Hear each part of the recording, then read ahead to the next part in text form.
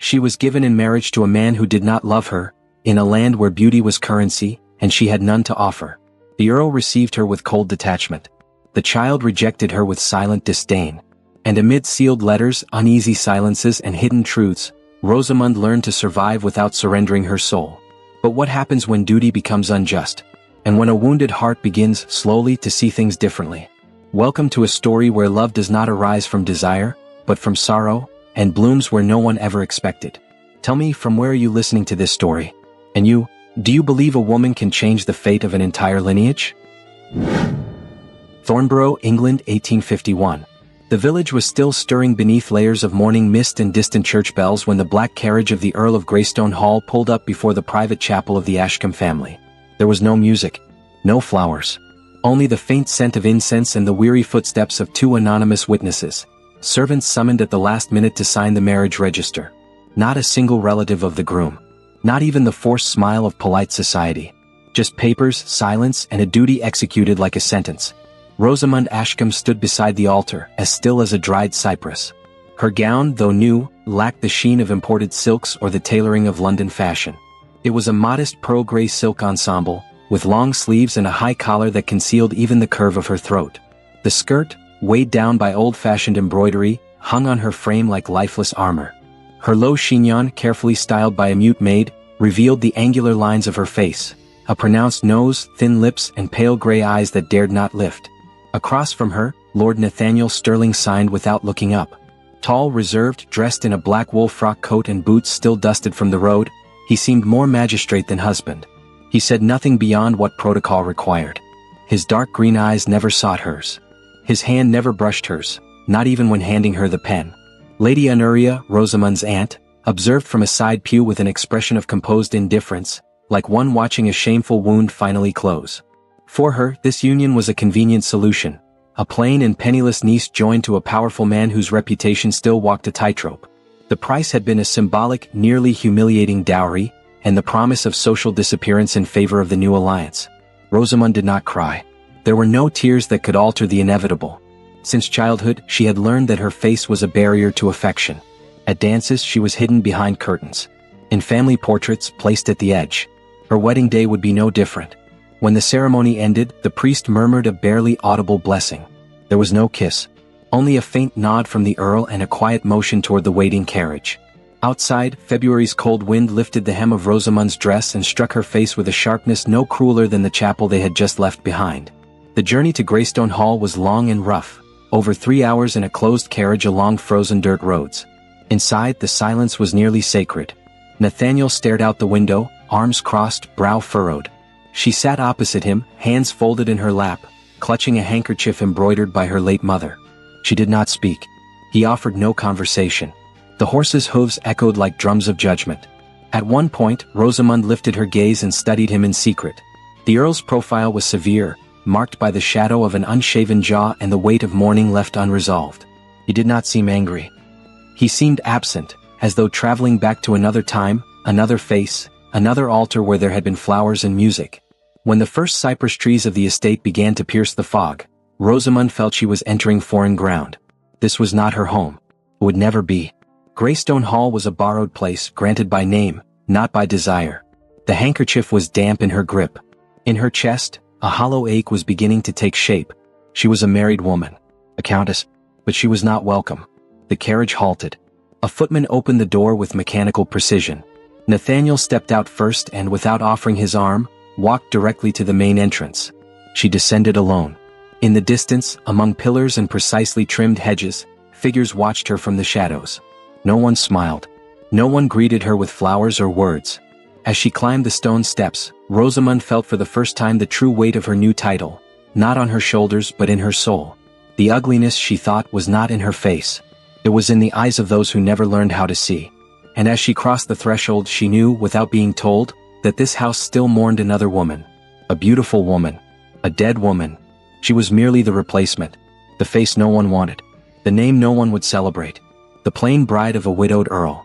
And the contract had only just begun. Greystone Hall rose from the mist like an ancient promise that had long forgotten its meaning.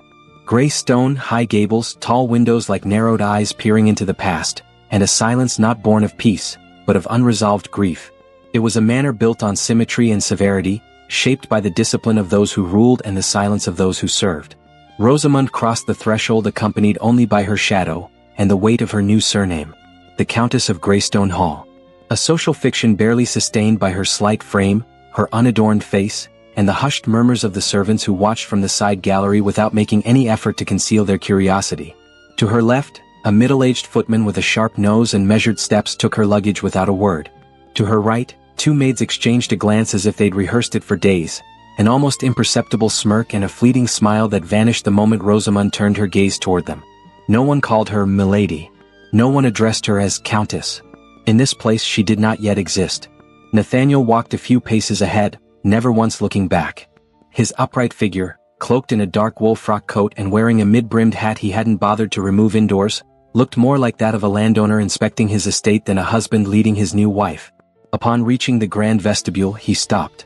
Turning with an air of formality, he looked at her as if she were a temporary guest. "Rooms have been prepared for you in the south wing," he said curtly. "They're away from the children's quarters and the private rooms. If you need anything, speak to Jacinta. She'll provide what is sufficient." Sufficient? Not what was needed. Not what was kind. Just sufficient.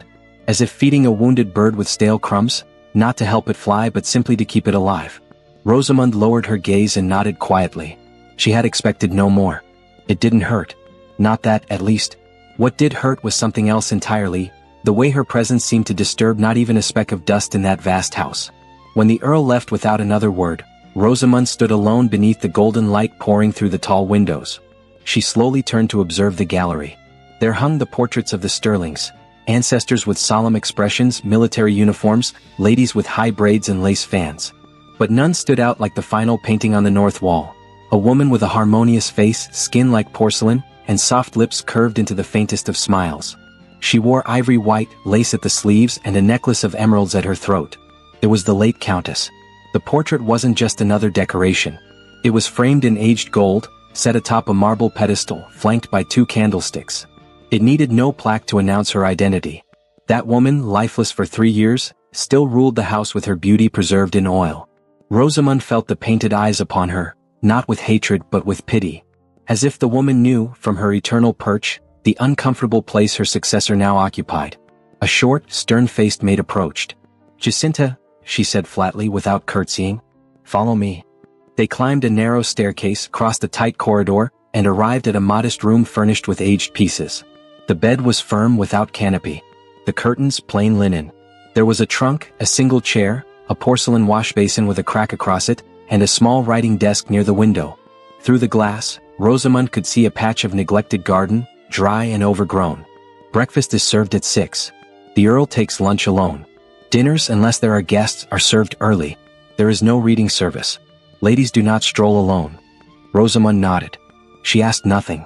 Jacinta lingered a moment as if expecting a complaint, a tear, a demand. When none came, she frowned and left.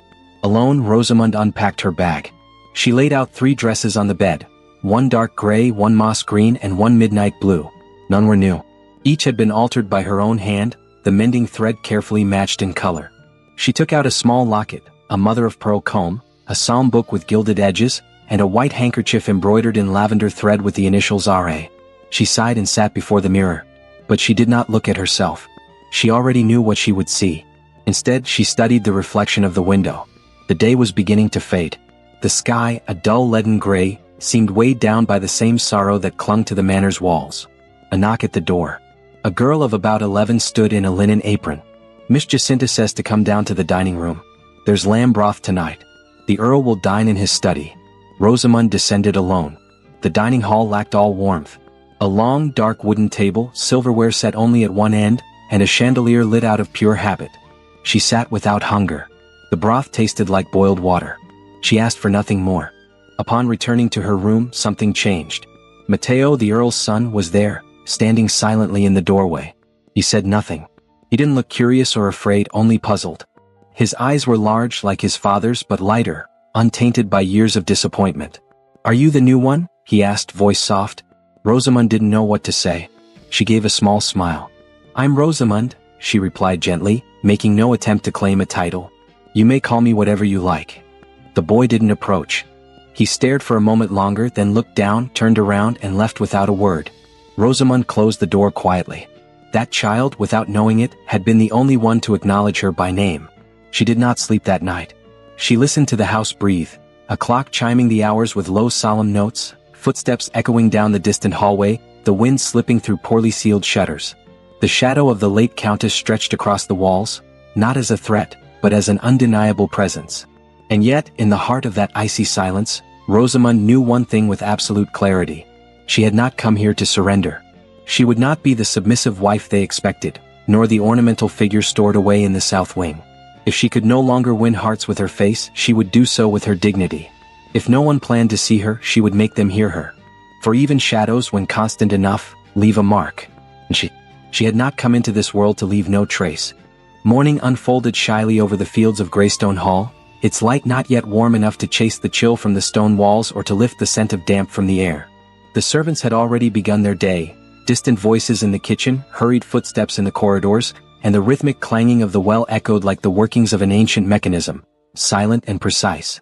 Rosamund awoke without being summoned. She had long since learned to live without noise, without expectations, without complaint. She dressed in a plain linen skirt, a long-sleeved blouse with a square neckline, and tied her hair back with a faded blue ribbon. There was no mirror in her room, but she had no need of one. That day, like so many others, would slip through the hours with the resignation of someone trained not to take up space. And yet, something in the dawn called her outside. Perhaps it was the softness of light seeping through the window, or the quiet need to breathe air not pressed by confinement. She crossed the side gallery in silence, as if fearing the echo of her own footsteps might shatter the delicate rhythm of the house. No one stopped her. She reached the garden, or what once had been one. There, among dry brambles and abandoned flower beds, lingered traces of faded beauty. Untended rose bushes, lavenders drowned in dust, jasmine long since withered.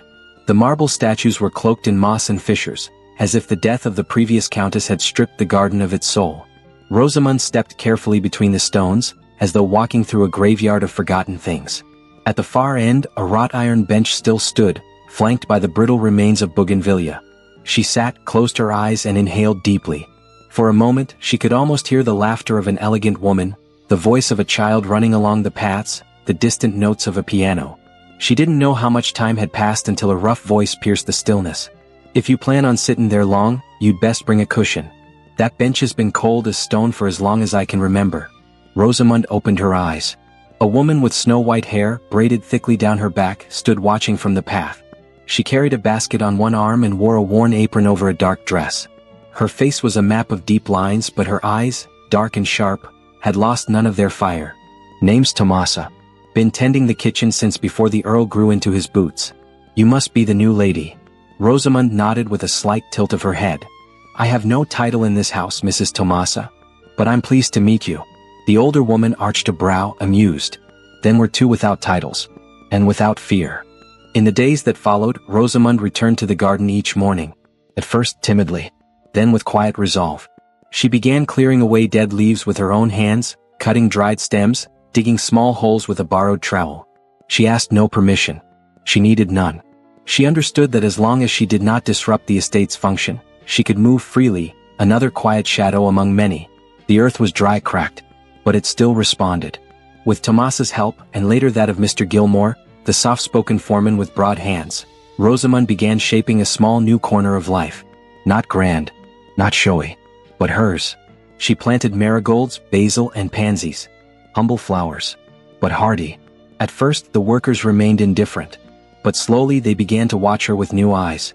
They didn't see her as a countess, nor as a lady, but they saw her. And for Rosamund, that was a beginning. That fragile harmony, however, did not last. One afternoon, returning from the lower fields with a basket full of clippings, she heard raised voices beyond the barnyard. She paused behind a grapevine and watched quietly. There, beneath the shadow of an old fig tree, Mr. Pruden, the estate's steward, was berating one of the younger stable hands. "I didn't hire you to ask questions, boy," the steward barked, lifting the slender cane he always carried. "Things are done my way on this land, and if you don't like it, grab your hat and be off." The young man, fists clenched and eyes lowered, said nothing. Silence was his only shield. Mr. Pruden snorted in disgust and added, "Everything's gone soft since that woman died. Now everyone thinks they have a say." That phrase, "that woman," struck Rosamund like a thorn. He hadn't spoken the late Countess's name.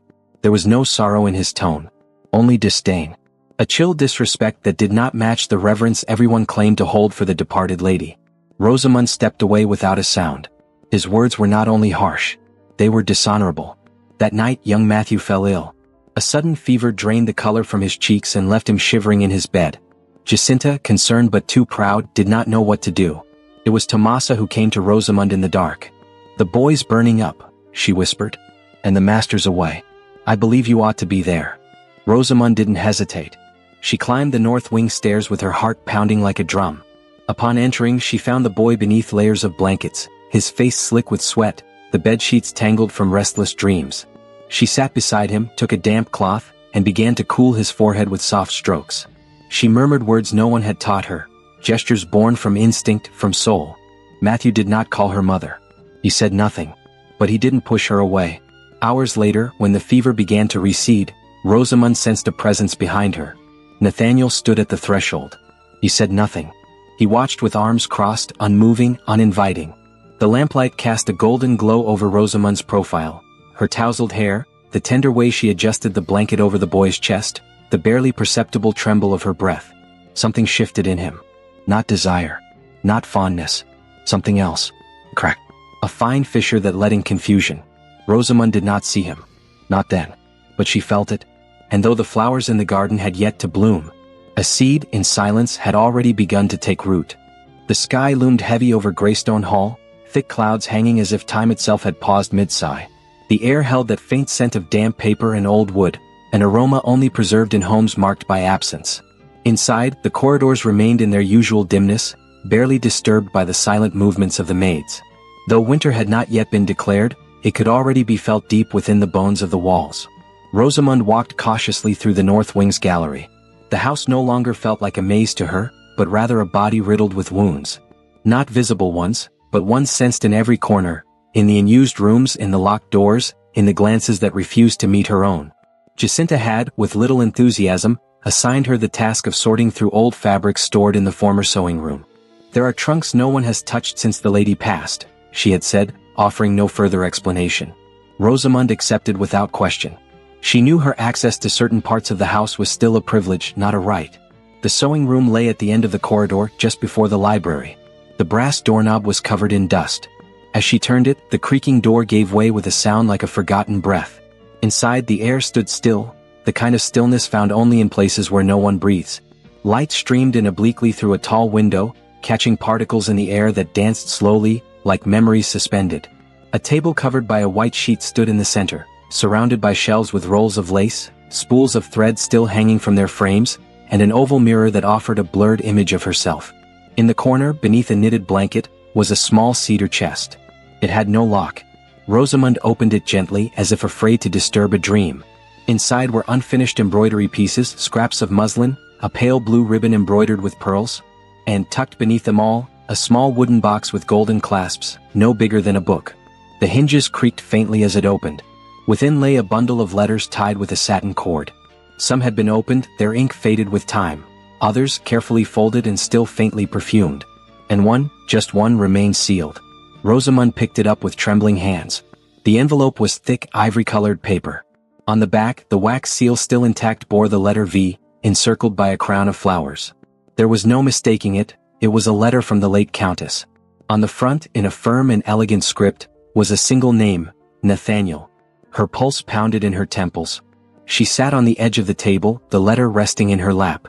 She ought not to read it. She mustn't. But she also couldn't leave it behind.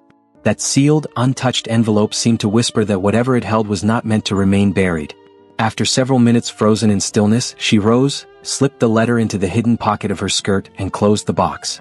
She arranged the contents of the chest exactly as she had found them and left the room without a sound. That night, the letter was wrapped in an embroidered handkerchief and hidden at the bottom of her sewing box. The days that followed passed with a strange slowness. Every corner of the manor seemed to sense that Rosamund now carried a secret she didn't yet know how to name. The portrait of the late Countess in the gallery seemed to regard her differently, more sternly, more present. And yet, amid that unease, something warm had begun to bloom in the unlikeliest of places. Matthew, the Earl's young son, no longer avoided her. At first it was subtle. He would watch her quietly when she passed through the corridor. He left smooth stones on the table for her, gathered from the garden. One day, seeing her water the plants, he shyly offered a sprig of mint. One morning, while she stitched on the gallery bench, the boy approached with quiet steps. He sat beside her without asking. He said nothing for a long while, only watched as her needle moved deftly as though she weren't just sewing thread, but unspoken words. "Are you going to stay?" he asked at last without looking at her. "If you'll have me," she replied without lifting her eyes from the fabric. He said nothing more. Then, in a whisper barely above breath, he murmured, "Mother?" Rosamund felt something shatter inside her. She didn't answer. She didn't dare. She only kept sewing, though her hands had begun to tremble. As expected, word soon reached the Earl. Nathaniel entered the gallery just before nightfall. He still wore his riding hat and boots caked with mud. His expression was composed, but there was a tension beneath the surface more unsettling than any shout. "What happened with my son?" he asked without preamble. Rosamund stood slowly. Despite the storm within her, her gaze remained steady. "Nothing happened." The boy spoke. "That is all. You called yourself his mother?" "No, sir," she replied, her voice low but firm. "I did not. He called me that. And I am not one to deny him comfort." Nathaniel pressed his lips together. He walked toward her with deliberate steps. The space between them could have been measured in breaths. His eyes bore into hers with hard scrutiny. "Don't mistake your place. This house has no need of someone stealing affection." Rosamund did not look away. Her cheeks flushed. Her lips taut. "And does this house need, then, a tomb where no one breathes?" The words hung in the air. Nathaniel stepped back half a pace. The silence between them had become a taut wire, on the verge of snapping. "I won't allow you," he said, "to use the boy to justify your presence here. And I won't allow you," she answered, "to use your absence to justify your coldness." It was the first time Nathaniel had no reply. He looked at her as if seeing her for the first time. Not with desire. Not with anger. But with bewilderment. As if roused from a long sleep. Rosamund turned and left without waiting for permission. She climbed the stairs, entered her room and shut the door. Only then did she release the breath she had held. Her heart pounded. Her throat burned. But she did not cry. That night, alone in her chamber, she lit a candle and opened her sewing box. There was the letter. Untouched. Silent. Its mere presence seemed to thicken the air around her. She held it in her fingers. Turned it over. Set it down on the desk. She did not open it. She sat before it and stared for a long time. What might it hold? A farewell? A confession? A secret never meant to be revealed? In the candle's flickering light, the Countess's handwriting still seemed alive. The envelope, though yellowed, had not lost its grace. Rosamund placed a hand over her heart, as if to still the storm within. And for the first time since arriving at Greystone Hall, she allowed herself a doubt she had never dared voice. What if that letter didn't just change what she knew about Nathaniel, but also what she knew about herself? Noon fell over Greystone Hall beneath a sun that shone without warmth, casting long, thin shadows like silent warnings. The country breeze carried with it dry dust and the faint, medicinal scent of eucalyptus. The servants moved with more haste than usual, the gates had been opened early, and the dining room was being set with china that hadn't been used in years. The news had arrived with the weight of a decree. Lady Constance Langley, Dowager Marchioness of Windermere, was on her way. Rosamund's aunt. No one had announced her visit. Her carriage burst through the front drive with the same imperious clatter that always accompanied her entrances. From behind the window, her sharp face, veiled in black and shaded by a wide hat adorned with wine-colored feathers, peeked out as though inspecting enemy territory. She brought with her a single leather trunk and a maid who looked more like a compliant shadow than a companion. Rosamund descended the south wing staircase the moment she heard the wheels screech. Not out of desire but out of duty. Not out of affection but out of caution. She knew her aunt's presence never brought comfort despite the name. Lady Constance alighted with the help of the coachman, offering him no thanks. She wore black velvet, fastened with mother-of-pearl buttons and stiff lace at the wrists. Her gloves were white lace, as tight as her expression. "You're late, Rosamund," she said upon seeing her. And without a hat. Rosamund dipped her head in a restrained greeting. "I wasn't expecting your visit, Aunt." "Of course not. True visits are never announced. They impose themselves." Nathaniel appeared then as if summoned from the very stones. He offered a stiff bow and kissed the Marchioness's gloved hand. "My lady," he said, "it is an honor to receive you at Greystone." "The honor is mine, my lord. I've come to see for myself the state of this rather unconventional union." The phrase hung between them like a finely honed blade. Nathaniel said nothing.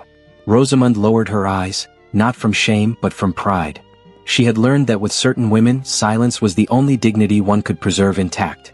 The rest of the day, the Marchioness installed herself in the East Wing's blue chamber, demanding orange blossom water for her nerves and a special infusion only Mrs. Tompkins knew how to prepare. Her presence spread through the house like the scent of something long past its bloom. She ordered the drawing-room flowers changed, criticized the tapestries in the gallery, and regarded the small improvements Rosamund had made to the garden with disdain. "Too wild," she murmured. "Like someone trying to beautify a battlefield." When evening came, a more elaborate supper than usual was served. Candelabras lit, embroidered linens, wine brought in from St. Albans. Rosamund was seated to Nathaniel's right as her title required, though the gesture felt more like a concession than an honor. Lady Constance presided over the table with a straight spine, a clear voice, and a face painted with restraint, like an actress who knew her part by heart. She spoke of politics, lineages, recent scandals in London. And when silence seemed ready to settle, she struck. "I must confess," she said, swirling her glass between her fingers, "I never imagined seeing my niece at such a table.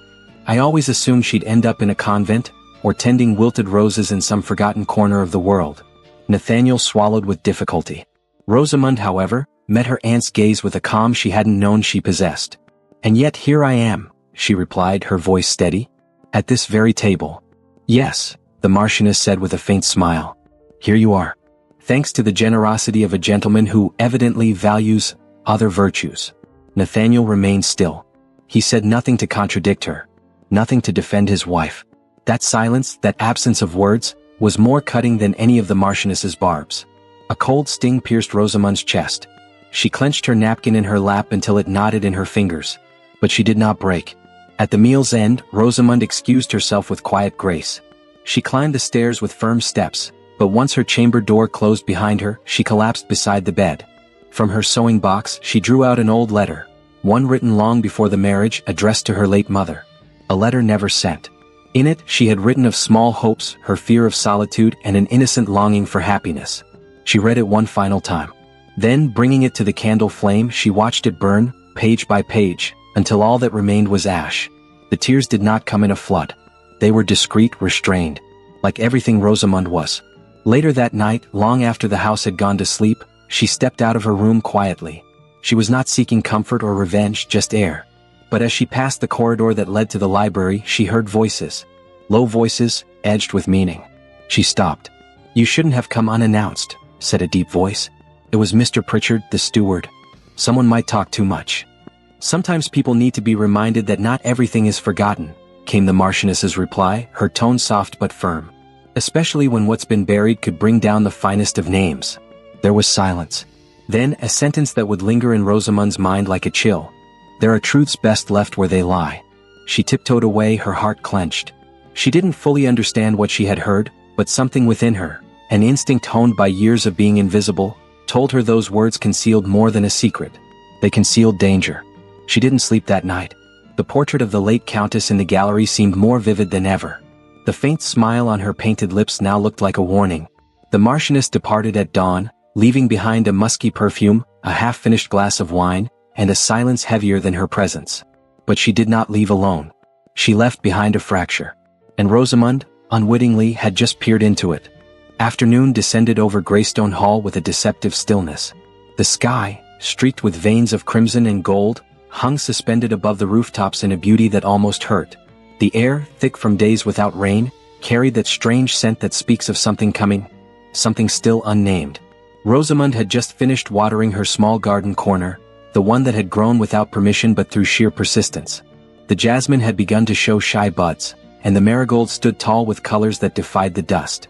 Her hands, covered in soil, bore proof that life could take root even where no one expected it. A rooster's call shattered the silence, followed by hurried footsteps. From the paddock gate, a maid cried out in a trembling voice, "Fire! In the stables!" Everything moved too fast. Far too fast. Rosamund dropped the watering can and ran. Smoke was already rising in gray columns behind the grove. People spilled from the kitchen, the workshops, the fields. Mrs. Jacinta shouted names. Mrs. Tompkins called upon the Virgin.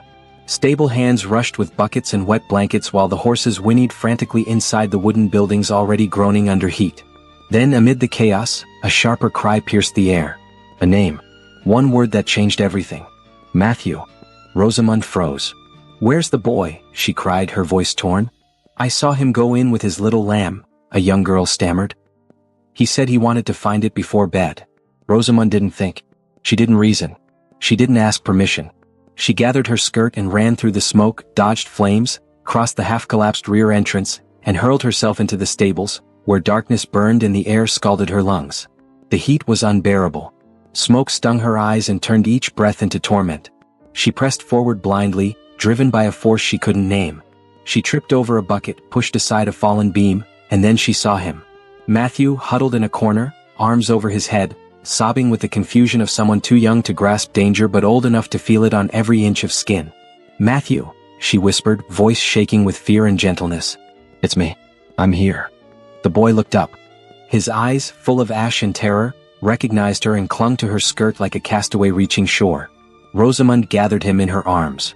His small body was light, but the smoke, fatigue and fire made every step feel heavier. The path back was blocked. Part of the roof had collapsed.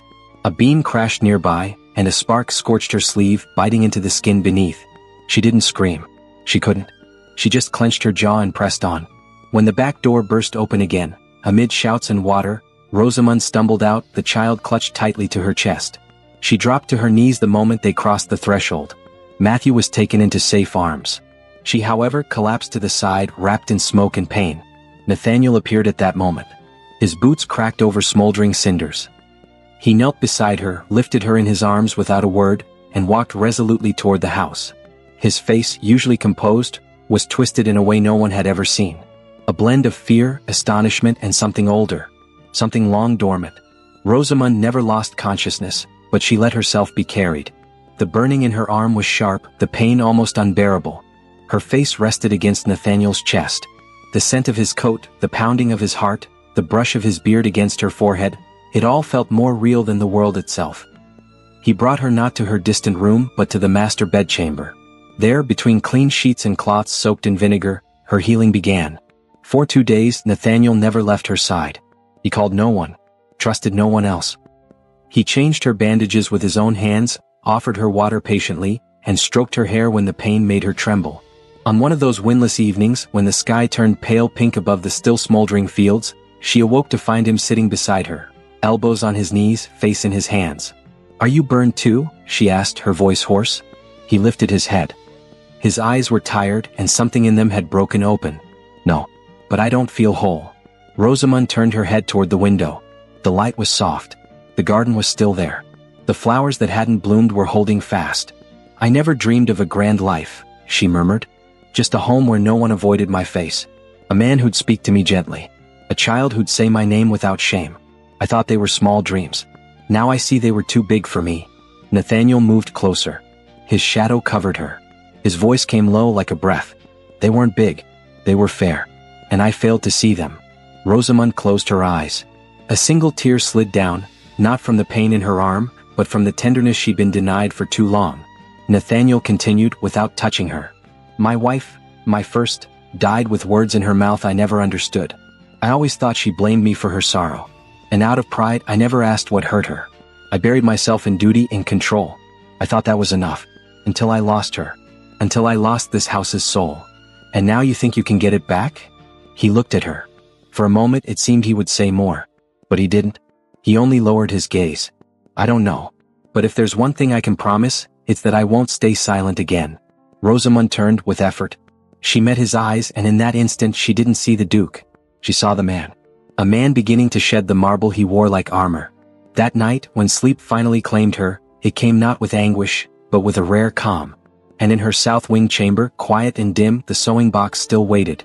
When Rosamund returned to it days later, the sealed envelope was still there. Untouched.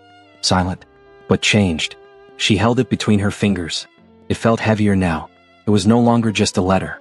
It was a threshold. And beyond it, perhaps, a truth that could alter everything. But it was not yet time to open it. Because even in the midst of smoke, of pain, of fear, something had begun that needed no words to exist. A promise. And that promise had already begun to burn. The wind blew from the north that morning, carrying with it the dry scent of fallen leaves and the constant murmur of the poplars lining the road. Greystone Hall seemed asleep but not at peace. There was a heaviness in the air, as though something was simmering beneath the foundations. Something not yet brave enough to show itself, yet unwilling to stay hidden. Rosamund awoke with that weight in her chest. It wasn't fear nor nostalgia. It was a dull discomfort, as though the invisible threads of the house had tightened overnight. She sat up slowly, careful not to strain her still bandaged arm. The burn was healing, though what hurt more was the silence that followed what had been lived. The silence that lingers after brushing death and not knowing what to do with what remains. She descended the stairs slowly. From the kitchen came the familiar sounds of clanging pots and clipped voices. Mrs. Tompkins was steeping chamomile. Mrs. Jacinta gave instructions in the sharp tone she reserved for overcast days. Nathaniel was not in the house. One of the stable boys had said he left at dawn for the upper fields. Matthew was playing in the library.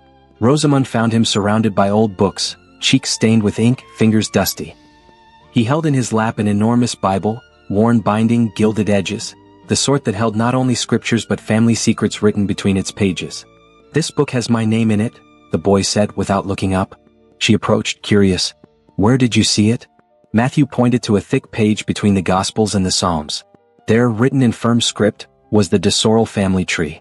One name stood out, penned in a different hand, more delicate, more precise, unmistakably feminine. Like a whisper slipped between the lines. "For Nathaniel, if ever you seek the truth, look where the light does not reach." See, Rosamund felt her breath hitch. That phrase, nearly hidden among the names, seemed to belong to no one, yet it said everything. She picked up the Bible gently, held it to the light. The ink was faded but still legible. It was not recent. It was no accident. That note had been there long before the late Duchess died. "Matthew," she asked softly, "may I take this for a moment?"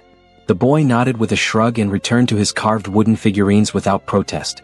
Rosamund left the library with the Bible pressed to her chest. She climbed to the attic, her sewing retreat and quiet refuge, and locked the door behind her. The phrase was clear. The light does not reach certain places. But where in this house did the light truly fail? She thought of the sealed rooms, the shuttered corridors, the southern tower chambers no one cleaned and which Mr. Pritchard seemed to guard with excessive zeal. She also remembered the still sealed letter in her sewing box. The same tone, the same silence. A warning wrapped in painful grace. From that day on, Rosamund began to watch more closely. And to listen. Mr. Pritchard was different. More irritable. He moved faster through the halls, avoided the servants' eyes, and spent long hours shut away in the estate office. When Rosamund requested to review the pantry inventories, he refused with a vague excuse. "Numbers are not your concern, madam," he said, smiling a smile that never reached his eyes. "Best to trust that all is in order." But something in his voice was off. Practiced. Days later, as she walked toward the west wing, Rosamund attempted to open a door that had always remained slightly ajar. This time it was locked. As she turned the knob, a voice halted her. "You cannot go in there." It was Mr. Pritchard. He had emerged from the hallway like a ghost. His face pale, his pupils wide. "That's the old portrait room," he added. "It's disused. Too much dust. Not suitable for you." Rosamund stared at him for a long moment. She didn't argue. She didn't insist. But something inside her marked that reaction like ink on parchment. That night, the portrait of the late Duchess in the main gallery seemed different. There was something in her painted eyes. A melancholy Rosamund had never noticed before. As if that woman, forever trapped in oil and guilt, had longed to speak, and finally found someone willing to listen. Rosamund stood before her in silence. "Where is your truth?" she whispered. "What did you keep to yourself?" The chandelier flickered with a current of air. The portrait's shadow shifted as though the figure breathed. The next morning, Rosamund descended to the cellar. She knew the corners of the house well, but there were places she'd never dared enter. That day, something pulled her deeper. Between wine barrels and crates of wheat, she found a low door hidden behind a shelving unit. Opening it, the scent of old confinement made her stomach turn. She entered with a lamp. Dust hung thick. The walls wept dampness.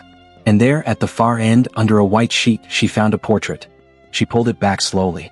The painting showed the Duchess in her youth, wearing a different gown than in the official portrait, seated before a window that did not exist in the house. In her lap she held a book. The same Bible. In the bottom corner of the canvas, nearly invisible, a phrase was written in the tiniest of letters.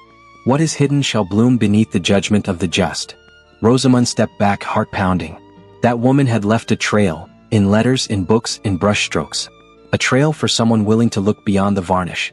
She left the cellar with the painting wrapped in cloth. No one saw her. She hid it in the attic beside the Bible. That night she barely slept. In her dreams, she heard the voice of Lady Constance echoing her venomous warning. There are truths better left where they lie.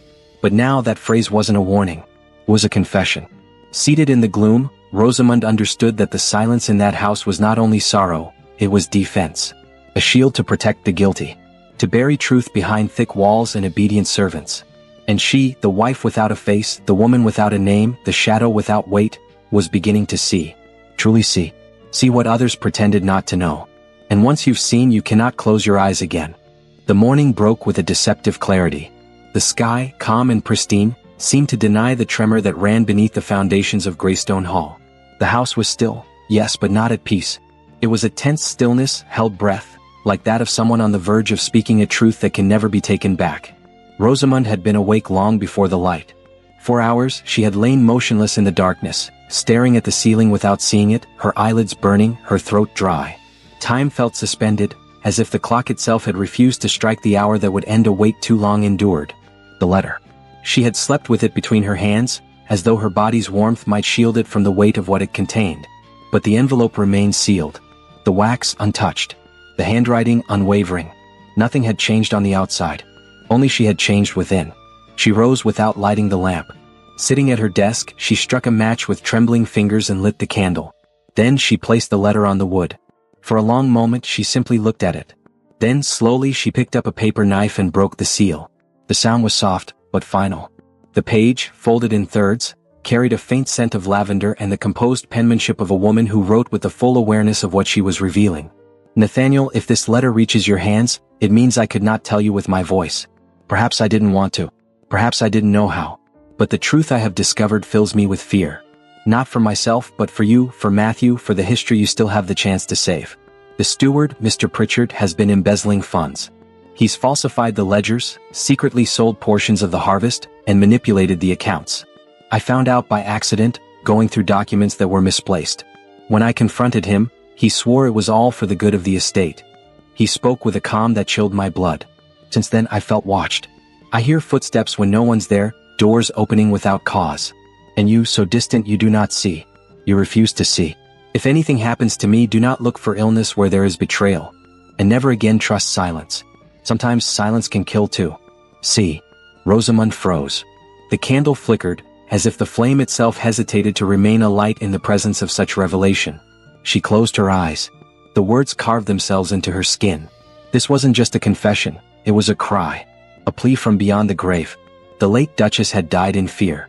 And no one had seen it. Rosamund descended the stairs with unwavering steps. She sought no one. She went straight to the Duke's study, where he had returned only hours before from the fields. The door was ajar.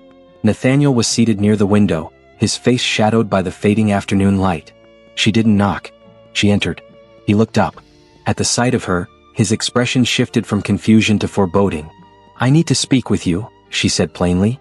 And it won't be easy. Nathaniel rose slowly. He capped his inkwell with mechanical precision and stepped forward.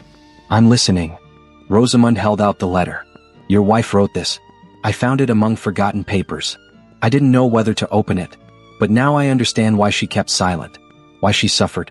Why she died with a silence you mistook for surrender. Nathaniel took the letter.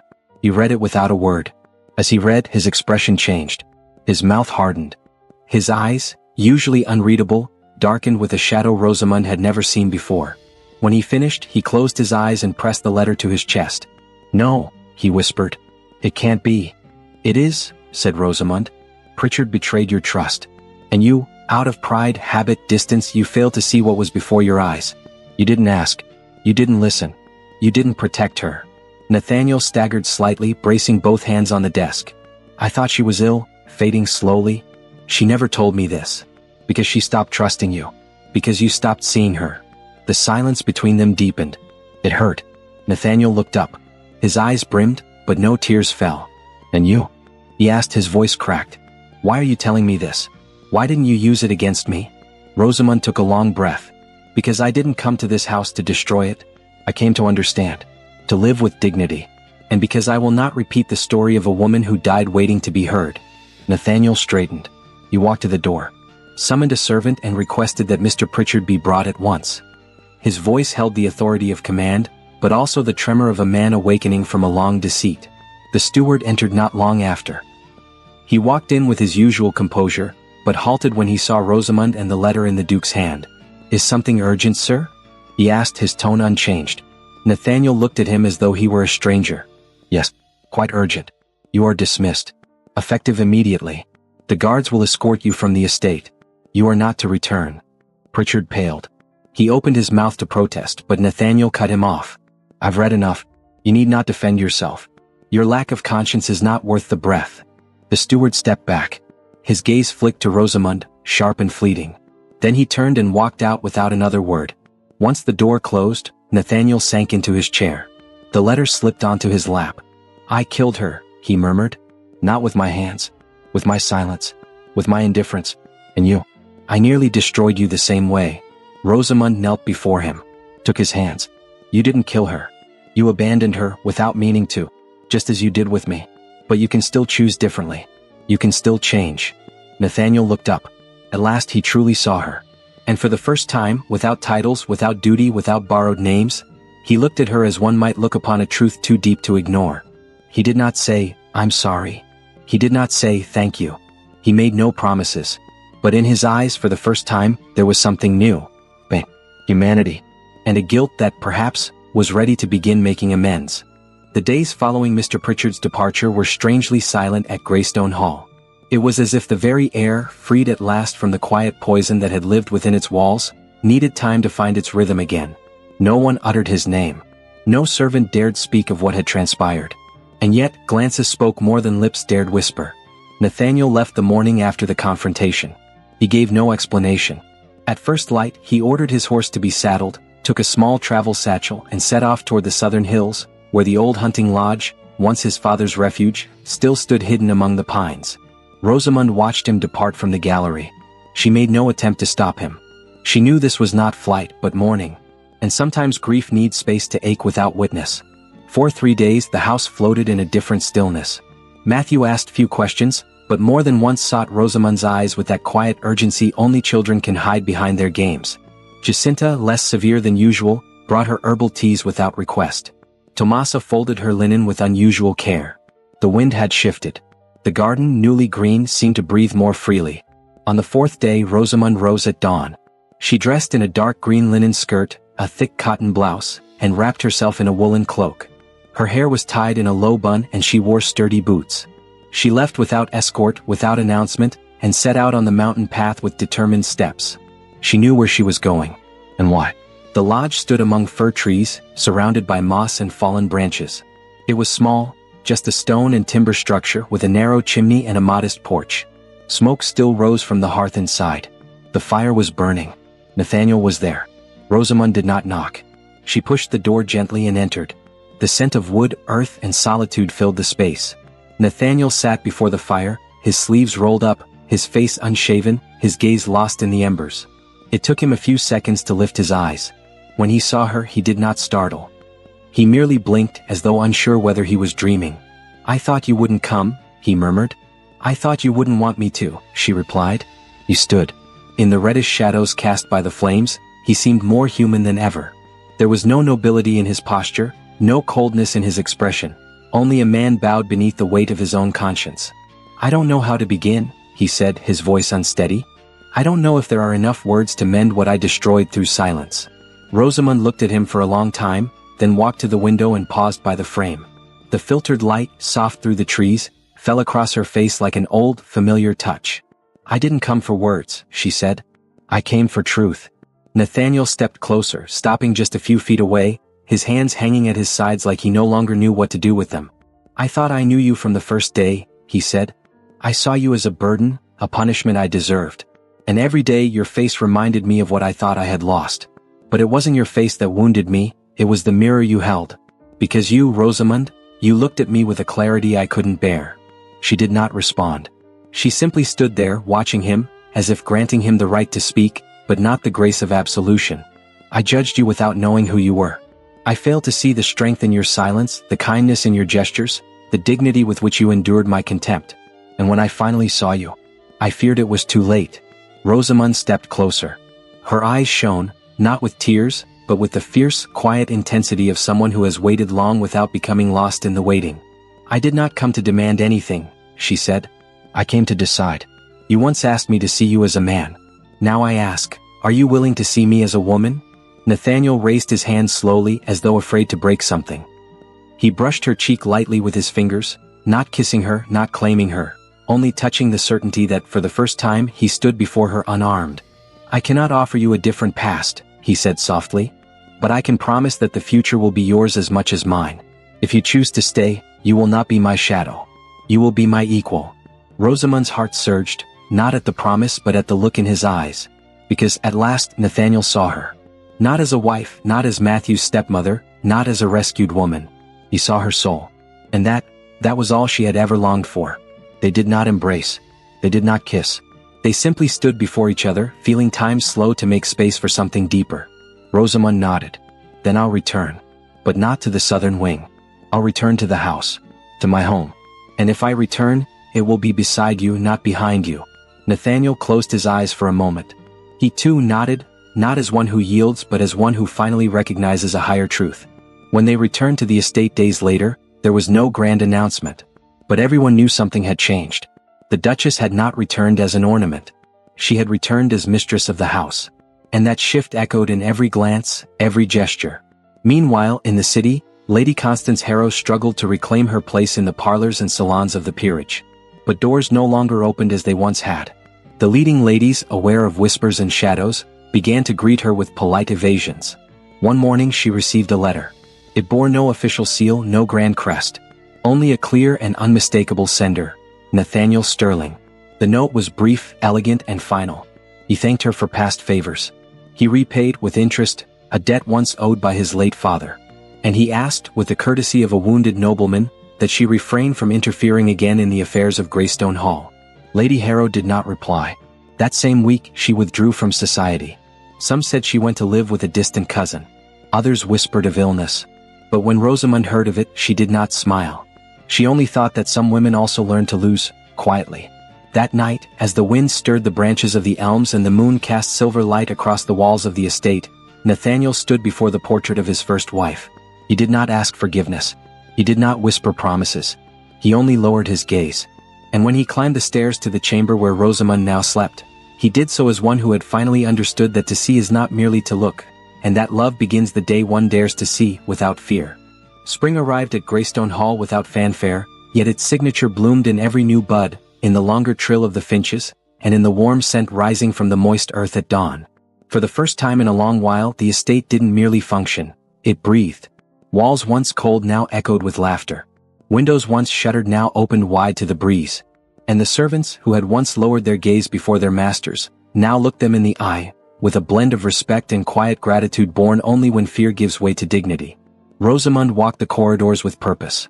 She wore a pale blue cotton gown, three-quarter sleeves rolled with ease, her hair pulled into a low braid tied with a lavender ribbon. No jewels, no titled announcements. Her presence had become part of the soul of the house. In the gallery, spread across a long wooden table, lay illustrated books, spools of thread, shears, and scraps of fabric. Around it, 5 country women of various ages repeated, with hesitant voices, the syllables Rosamund pointed to on the page. One of them embroidered while reading, as though stitching the words into memory as she learned them. "Don't worry about the mistakes," Rosamund would say with steady patience.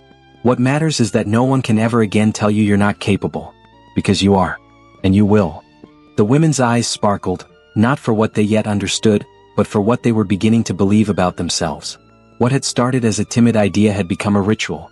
Twice a week, women from the neighboring farms came to learn to read, to write, to sew with pattern and purpose. Some were young with hands cracked from the fields. Others were older, with hard eyes and noble bearing. What they all shared was a history of silence. And now, little by little, they were learning to give that silence a voice. Nathaniel observed from a distance. He no longer interfered. He had come to understand that transformation does not always come from command, but from allowing life to find its way. He himself had changed, quieter now, not from coldness but from reflection. At the far southern edge of the estate, near the glass house, the groundskeepers had been working for weeks on a plot long abandoned. Where once nettles and dry grass grew, Rosamund had asked for something else to be built. Not a hall, not a statue, a garden. But not just any garden. A garden for the unbeautiful. That was its name. That was its purpose. It would hold no perfect roses, no symmetrical lilies.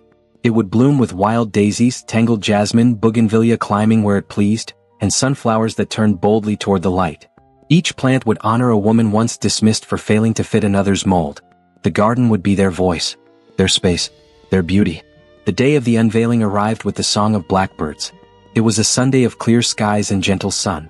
The celebration was modest. No invitations were sent to the city. No permission was sought from bishop or baron. It was a quiet act, but profound. The women from the workshop wove flower crowns. Matthew collected smooth stones from the river to line the path. Tomasa baked anise bread. Nathaniel had a wrought iron bench placed beneath the shade of an ash tree. Rosamond arrived wearing an ivory white dress, a mother-of-pearl brooch pinned at her chest, her lips touched with the faintest rose. She walked the path with hands folded and heart trembling. At the center she paused, took a deep breath. "This garden is not mine," she said, her voice steady. "It belongs to every woman who ever looked in the mirror and saw not what others hoped to find. It is for those called plain, awkward, odd, or invisible. It is for us, so that we may bloom, not in silence but with roots." No one applauded.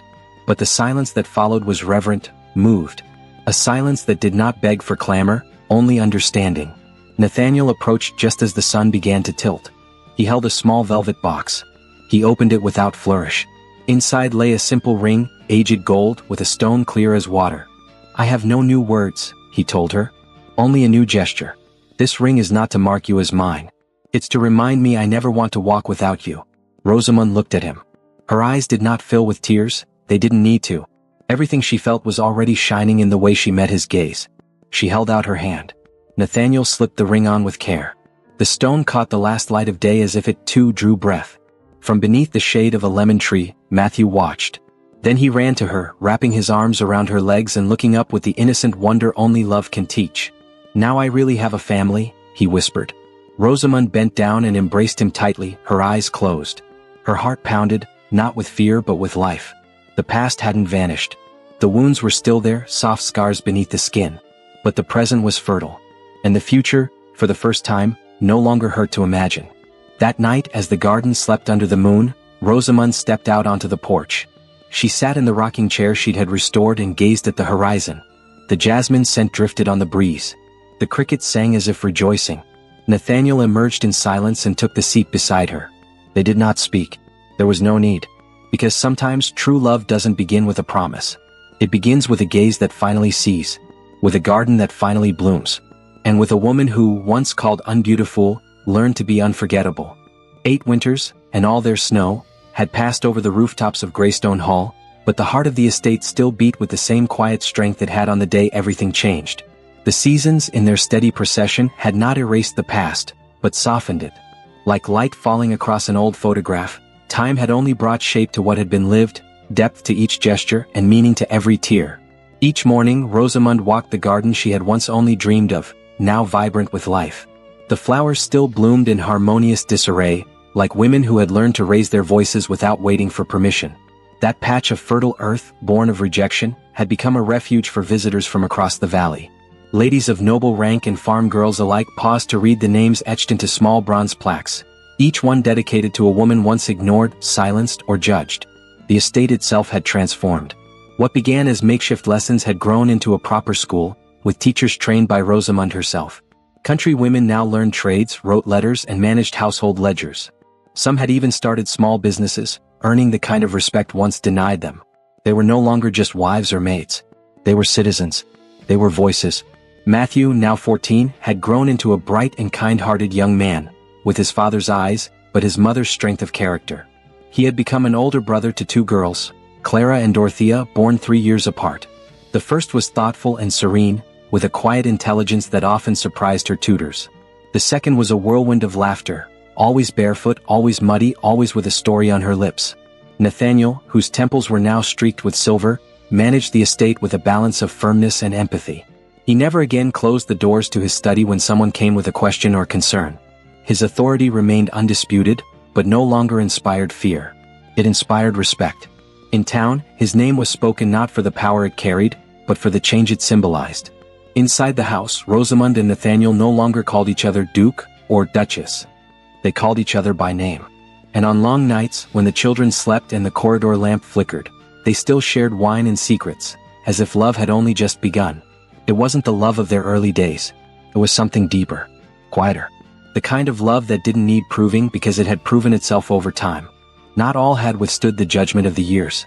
Mr. Prentice, dismissed without scandal but with firm resolve, lived out his days in a distant village, isolated and ailing.